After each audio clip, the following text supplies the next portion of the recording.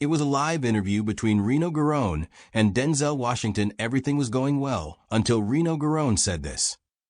Before we dive into the story, let us know in the comments which state you're watching this video from.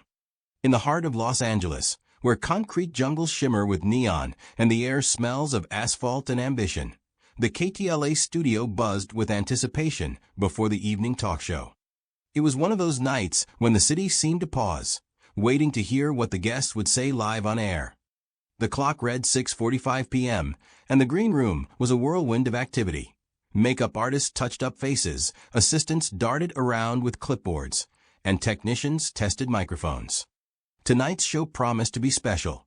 Two titans of the film industry were set to face off. Remo Garone, the Italian actor with old-school charisma, known for iconic roles in mob dramas, and Denzel Washington, an American icon whose on-screen presence always made hearts race. For viewers over 55 who grew up on gangster films and profound dramas, these two were more than just actors. They embodied an era when cinema was art, not a conveyor belt of special effects. But this evening, something more than a nostalgic chat about Hollywood's golden age was brewing in the studio. Social media had been abuzz for a week with rumors.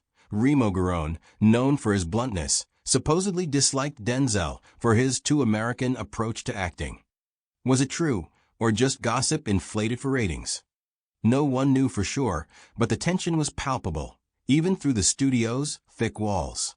Remo sat in his dressing room, sipping espresso from a tiny porcelain cup. His silver hair was neatly combed back, and his dark suit fit impeccably as always. At 78, he looked like he'd just stepped off the set of a Fellini film. But his sharp, restless eyes betrayed an inner storm. He flipped through the show's script, muttering to himself in Italian. "They want me to play by their rules," he grumbled, tossing the script onto the table. "But I'm not their errand boy." His manager, a lanky man in expensive glasses, nervously adjusted his tie. "Remo, just stick to the script. This is America. They love drama, but in moderation. Don't, overdo it." Remo snorted, his lips curling into a sardonic smile. Drama? They haven't seen drama yet. Meanwhile, in the adjacent dressing room, Denzel Washington prepared for the show with his trademark calm confidence. At 70, he remained the embodiment of dignity, broad shoulders, deep voice, and a gaze that could stop a train. He sat in a chair, flipping through notes, when the show's host, Caitlin Riley, a vibrant woman in her 40s with a flawless TV smile, poked her head in. "Denzel, ready to charm the audience?" she asked, adjusting her earpiece. He looked up, his smile warm but restrained. "Always ready, Caitlin. But tell me, what's the deal with Remo? I heard he's not exactly thrilled with me." "C. Hagen," Riley waved her hand as if swatting a fly. "Oh, that's just rumors. He's a bit old-fashioned, likes to grumble. You're both pros, right?" Denzel nodded, but a flicker of doubt crossed his eyes. He knew how show business worked. There was always more truth backstage than on screen. At 7 p.m., the studio came alive. Spotlights flooded the stage with blinding light, and the audience, mostly people over 55 who had come to see their idols in person, erupted in applause. Caitlin strode onto the stage in an elegant blue dress, her voice booming through the speakers. "Welcome to Evening with the Stars. Tonight we have true legends, Remo Garone and Denzel Washington."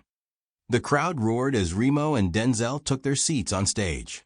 Remo carried himself with the dignity of an aristocrat, his posture impeccable, but his eyes held a restrained disdain. Denzel, by contrast, seemed relaxed, his smile open, though his eyes carefully tracked Remo's every move. The first 10 minutes of the show went smoothly. Caitlin asked light questions about their careers, reminiscing about Remo's iconic roles in Italian dramas and praising Denzel for his work in Training Day. The audience laughed when Denzel joked about how hard it was to learn to shoot for a cop role, and Remo shared stories about filming in Rome in the 70s. But beneath this surface harmony, a tension simmered, felt by everyone, from the technicians to the audience in the seats. It all exploded when Caitlin asked what seemed like an innocent question. Remo, you've worked with many American actors. What do you think of Denzel's acting style? His roles are always so emotional, aren't they? Remo leaned back in his chair, his fingers tapping the armrest. The room fell silent, sensing something big was coming. Emotional, he repeated, his voice low, almost a whisper. I'd say, too theatrical. You know, in Italy, we act with soul, with depth. But here, he paused, his eyes narrowing. Here, everyone wants to be a star, even if it means looking like a jerk. The audience gasped. Caitlin froze, her smile petrified. Denzel raised an eyebrow, but his face remained calm, almost impassive. A jerk, he repeated softly, his voice steady but laced with steel. That's an interesting choice of words, Remo. The crowd held its breath, some covering their mouths. Backstage, technicians exchanged panic glances. Caitlin tried to defuse the situation. Ha ha. Well, Remo, you're always so direct. Let's talk about. No, Denzel interrupted, raising a hand. His smile was cold but controlled. Let him finish. I want to hear what he has to say. Remo leaned forward, his eyes gleaming with challenge. I'm saying American cinema has become a circus. All for show, no truth. You play to please the crowd, not to tell a story. The room buzzed with whispers. Caitlin desperately tried to steer the conversation back to safety, but it was too late. The tension between the two actors was tangible, like the smell of ozone before a storm. For the audience, many of whom remembered the racial conflicts of the 60s and 70s, Remo's words felt like they might conceal something more than professional criticism. To them, this wasn't just a flare-up on a talk show. It was a moment that touched deeper issues: prejudice, cultural differences, respect. Denzel leaned back in his chair, his fingers lightly tapping his knee. He didn't rush to respond, but his silence was powerful, almost palpable. Finally he spoke, his voice calm but piercing. Remo, I respect your experience. You worked in a time when cinema was different. But let me tell you something. I don't play for the crowd. I play for the people who see themselves in my characters, for those who haven't always had a voice in this world. If you call that a circus, maybe you just don't understand what I'm talking about. The audience erupted in applause. Some even stood, cheering. Remo pursed his lips, his face reddening, but he didn't look away. Caitlin, sensing the show spiraling out of control, called for a commercial break. We'll be right back in a few minutes. Don't go anywhere. The spotlights dimmed, but the tension in the studio lingered. Remo stood abruptly and stormed backstage, muttering in Italian. Denzel remained on stage, his gaze thoughtful but calm. The audience whispered, sharing their reactions. For them, people who had seen America change from civil rights protests to modern debates about identity, this moment was more than entertainment. It was a spark that could either fizzle out or ignite a fire. Backstage, Remo paced, his manager trying to calm him. Remo, you went too far. This is live TV. The whole world saw it. I don't care. Remo snapped. I told the truth. He thinks he's the king of Hollywood, but he's just an actor, like the rest of us. Meanwhile, Denzel sat in his dressing room, sipping water. Caitlin knocked on the door. Denzel, you okay? We can cut the show short if you want. He shook his head, a faint smile on his lips. No, Caitlin. We're finishing this. But not the way he expects. The KTLA studio pulsed with tension as the commercial break neared its end. The audience, mostly people over 55, whispered excitedly, swapping theories. For them, who remembered the turbulent 60s, racial protests, and the fight for justice, this clash between Remo Guarone and Denzel Washington was more than a TV drama.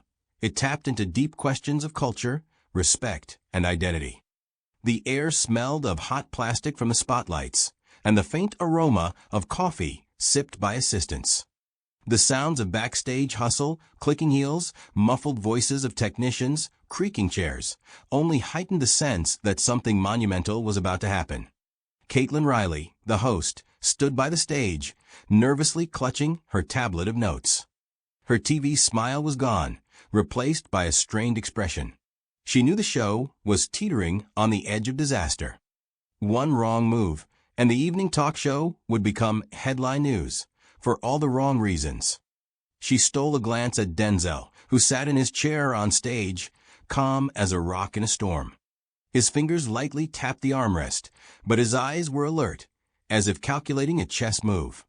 Remo, on the other hand, had just returned from backstage, his face red with anger, his movements sharp, like a man ready for battle. 3, 2, 1. "We're live," came the director's command through Caitlin's earpiece. The spotlights flooded the stage again. Caitlin turned to the camera, her voice slightly higher than usual. "Welcome back to Evening with the Stars. We're continuing our conversation with legends Remo and Denzel Washington." The audience clapped cautiously, but the tension was palpable. They sat on the edge of their seats, eyes darting between the two actors. Remo sat with his arms crossed, his eyes glinting with defiance. Denzel, by contrast, looked relaxed, his gaze fixed on Remo, not with aggression, but with a cool, measured curiosity. Caitlin tried to steer the conversation to safer ground. "So, gentlemen, let's talk about your latest projects. Remo, you recently worked on a new drama in Italy. Tell us about it." Remo didn't even glance at her. His eyes were locked on Denzel. "I'm not done," he said sharply, his Italian accent thicker with emotion. "You think you can sit there and preach about the voices you supposedly represent? You're not a freedom fighter, Denzel. You're just an actor making millions playing heroes. Stop pretending to be a saint." The audience gasped, some exchanging shocked looks. For the older generation, who had seen Denzel embody struggle and dignity in roles from Malcolm X to John Q, Remo's words were a slap in the face. Caitlin opened her mouth to intervene, but Denzel raised a hand, stopping her. His face remained calm, but a flicker of pain, not anger, but something deeper, crossed his eyes. "Remo," he began, his voice low and deliberate, "I don't pretend. I know who I am, and I know where I came from. My parents worked for pennies so I could have a shot. I took roles that gave people hope, that showed they weren't alone. If you don't see that, that's your problem, not mine." The audience erupted in applause, but Remo didn't back down. He leaned forward, his fingers gripping the armrest so tightly his knuckles turned white. "Hope," he scoffed. "You call that hope? You play stereotypes Hollywood feeds you and call it a voice. I grew up in Naples, where people fought for every scrap of bread. I know what real struggle is, not this American fairy tale of yours." The word stereotypes hung in the air like a dagger. For viewers who remembered how African American actors fought for decades to break free from caricatures, it wasn't just an insult. It was an accusation that struck at old wounds. Some in the audience began whispering indignantly. Others shook their heads. Caitlin, sensing the show was spiraling out of control, tried again to intervene. "Okay, let's cool things down a bit. You both have such rich careers, maybe we can." "No, Caitlin," Denzel interrupted, his voice calm but firm as granite. "Let's talk. Remo, you call my roles stereotypes. Fine. Name one. Right now." The room froze. The gauntlet had been thrown, and everyone felt this was no longer just an argument between actors. It was a moment of truth. Remo hesitated, his eyes darting as if searching for the right words. Finally, he spoke, his voice quieter but still sharp. "Your cop in Training Day. That, Alonzo. Isn't that a caricature? Corrupt, loud, aggressive. You think that shows struggle? It's just what America wants to see." Denzel nodded, as if considering Remo's words. His silence was heavy, almost tangible. Then he spoke, each word like a hammer strike. "Alonzo wasn't a caricature, Remo. He was a man, broken, complex, real. I didn't play him for America. I played him for people who know how the system can destroy even the best of us. You call it a stereotype because you don't want to see the truth. And the truth is, not all heroes wear white capes. Not all stories end happily. The audience exploded in cheers, some standing in ovation. For them, people who had seen their communities grapple with systemic issues, from poverty to injustice, Denzel's words were not just a defense of his work. They were an anthem for their own experiences. But Remo didn't yield. His face flared with anger, and he stood abruptly, pointing at Denzel. "You think you're the only one who knows struggle," he barked. "I filmed mob movies when the real mafia threatened my life. I risked everything for art, and you just danced to Hollywood's tune." Caitlin, now openly panicking, jumped up from her seat. "Okay, gentlemen, let's take a break. We'll be back after the commercials." But Remo wasn't listening. He turned to the audience, his voice booming. "You all clap for him because he's your hero. But ask yourselves, what has he done for you besides selling you another story?" Those words hit like a punch to the gut. Some audience members, who had just cheered for Denzel, fell silent, their faces showing doubt. Others whispered indignantly, feeling Remo had crossed a line. Denzel remained seated, his gaze fixed on Remo, but there was no anger in it, only a deep, almost sorrowful calm. As the show cut to another commercial break, the studio erupted in chaos. Remo stormed backstage, his manager barely keeping up. Caitlin turned to Denzel, her voice trembling. "Denzel, I don't know what to say. We can end the show if you want." He shook his head, a faint smile on his lips. "No, Caitlin, we're finishing this. But not with shouting. There's a better way." Backstage, Remo paced, his hands trembling with adrenaline. His manager tried to calm him, but the words only irritated him. "He thinks he can humiliate me in front of all of America." Remo snapped. "I won't let him." "Remo, you called him a jerk on live TV," his manager sighed. "This isn't about movies anymore. It's personal." Remo stopped, his eyes blazing. "And I don't regret it. Someone had to tell the truth." Meanwhile, in his dressing room, Denzel sat in silence, sipping water. His assistant, a young man named Marcus, looked worried. "Boss, you sure you want to keep going? This guy won't stop." Denzel smiled, his gaze distant but calm. "Marcus, I've seen guys like him my whole life. He's not angry. He's just lost.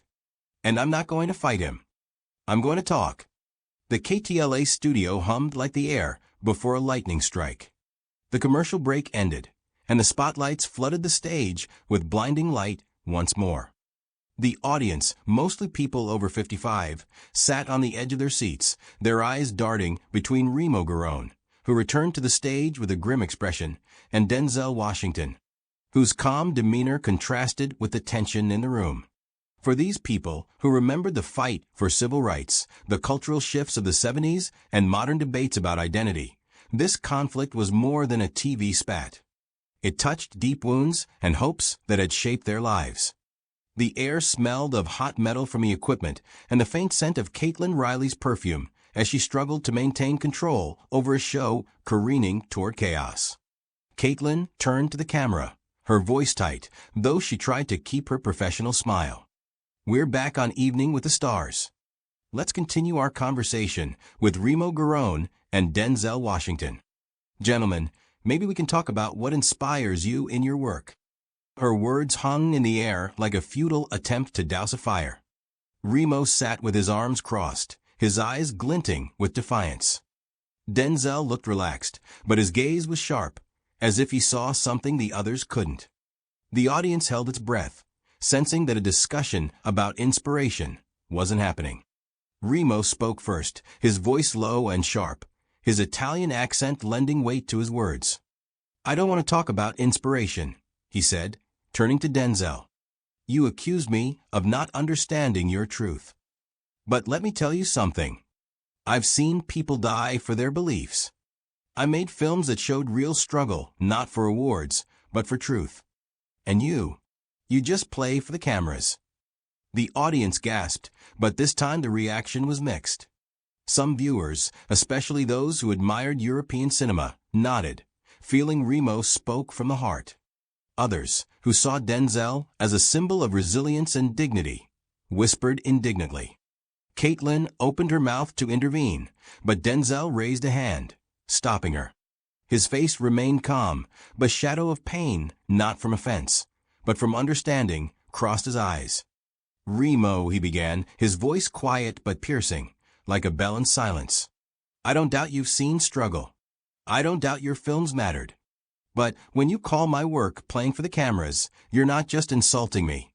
You're insulting the people my roles spoke to, their pain, their dreams, their fight. You're not wrong about your truth, but you're dismissing theirs." He paused, his gaze softening but not losing its strength. "I'm not saying you don't get it, but maybe you don't want to, and that's okay. We all see the world through our own lens. The question is, are we willing to try seeing through someone else's?" The audience erupted in applause, but this time it was quieter, more thoughtful. They sensed Denzel wasn't just defending himself, he was offering something bigger, something beyond this fight. Remo pursed his lips, his fingers nervously tapping the armrest. He looked ready to explode, but something in Denzel's words made him pause. For a moment, uncertainty flickered in his eyes. Caitlin, sensing a chance to defuse the tension, jumped in. "Denzel, those are powerful words. Remo, what do you think? Is there something you could maybe learn from each other?" Remo frowned, his gaze shifting between Denzel and the audience. He'd come prepared for a fight, but Denzel's words had thrown him off. They weren't aggressive, weren't accusations, they were an invitation to talk. And that was something Remo wasn't ready for. He took a deep breath, his voice quieter but still tense. I don't agree with you," he said, his accent softer now. "But I'll admit, maybe I was too harsh. I didn't mean to offend you, or the people you're talking about." It wasn't an apology, but it was more than anyone expected. The audience fell silent, sensing a shift. Denzel nodded, a faint but genuine smile on his lips. "I appreciate that, Remo," he said. "And let me tell you something. I watched your films when I was younger. Your role in Octopus, that was something. You showed me an actor could be real, even in the darkest stories. We're different, but we're both trying to tell the truth. Just in our own ways." Those words hit like thunder. The audience, who had been ready to pick sides, suddenly felt the conflict dissolve, replaced by something deeper, understanding. Remo blinked, his face softening. He hadn't expected a compliment, especially not one so sincere. For a moment, he didn't look like a proud stage veteran, but like a man who'd glimpsed himself from a new angle. Thank you," he muttered, his voice almost inaudible. "I didn't know you watched my work." The audience burst into applause, warm and hopeful this time. Caitlin, who had been teetering on the edge of panic all evening, finally exhaled. "Now that's what I call a moment," she said, her smile genuine. "Gentlemen, you've reminded us why we love movies. They bring us together, even when we argue." The show wrapped with a few light questions, but the real magic happened in those final minutes. As the cameras shut off, Remo and Denzel stood from their chairs. The audience gave a standing ovation, some wiping tears. This wasn't just the end of a show, it was a moment when two men, divided by culture, experience, and anger, found common ground, if only for a fleeting second. Backstage, Remo stood by his dressing room, holding a cup of espresso that had long gone cold. His manager tried to say something, but Remo raised a hand, stopping him. "I was a fool," he said quietly. "But he's not what I thought." Denzel, meanwhile, chatted with Caitlin and a few audience members who approached to shake his hand. An elderly African-American woman, with silver hair, gripped his hand tightly. "Thank you," she said, her voice trembling. "You reminded me why I never give up." Denzel smiled, his eyes shining. "It's not me," he said. "It's all of us." The next day, social media was ablaze. Headlines screamed about the scandal on live TV, but most posts on X focused on something else. How Denzel turned a fight into a conversation. How Remo, however reluctantly, owned his mistake. For viewers over 55 who had seen America evolve through struggle and reconciliation, that evening was a reminder. Even in the fiercest arguments, there's room for understanding. Did Remo and Denzel change forever? Did they become friends? No one knew for sure. But that night, in that studio, they took a small step, a step toward respect, toward dialogue, toward hope. And for those watching, that was enough to believe that change was possible, even in the hardest times.